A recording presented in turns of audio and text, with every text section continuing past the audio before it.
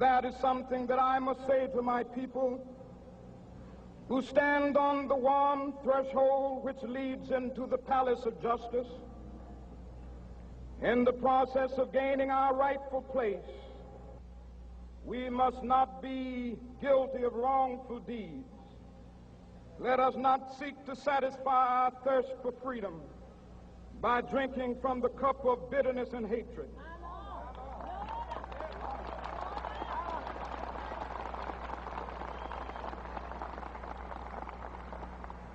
We must forever conduct our struggle on the high plane of dignity and discipline.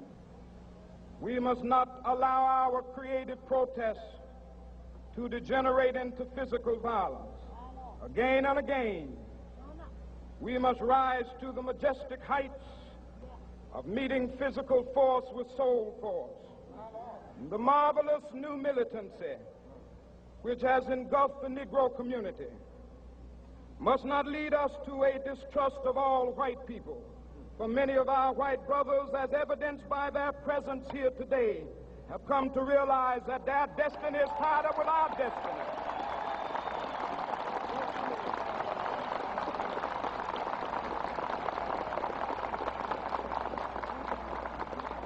And they have come to realize that their freedom is inextricably bound to our freedom. We cannot walk alone. And as we walk, we must make the pledge that we shall always march ahead. We cannot turn back. We're all in the same bag, in the same boat. We suffer political oppression, economic exploitation, and social degradation, all of them from the same enemy. The government has failed us. You can't deny that. Anytime you live in the 20th century and you walking around here singing, "We shall overcome," the government has failed.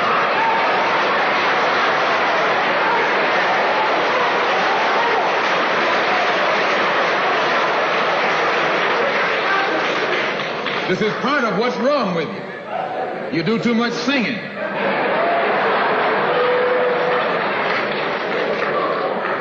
Today it's time to stop singing and start swinging.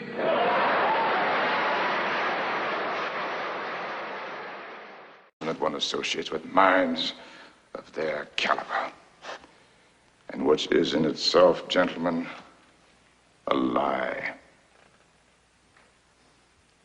which I do not need to point out to you.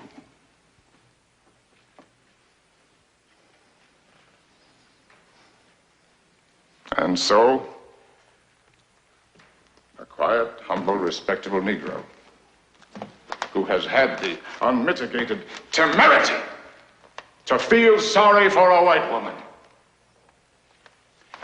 has had to put his word against two white peoples.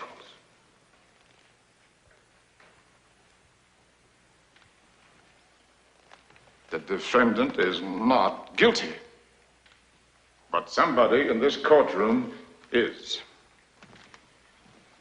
Now, gentlemen,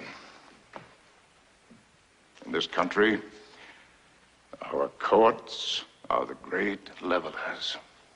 In our courts, all men are created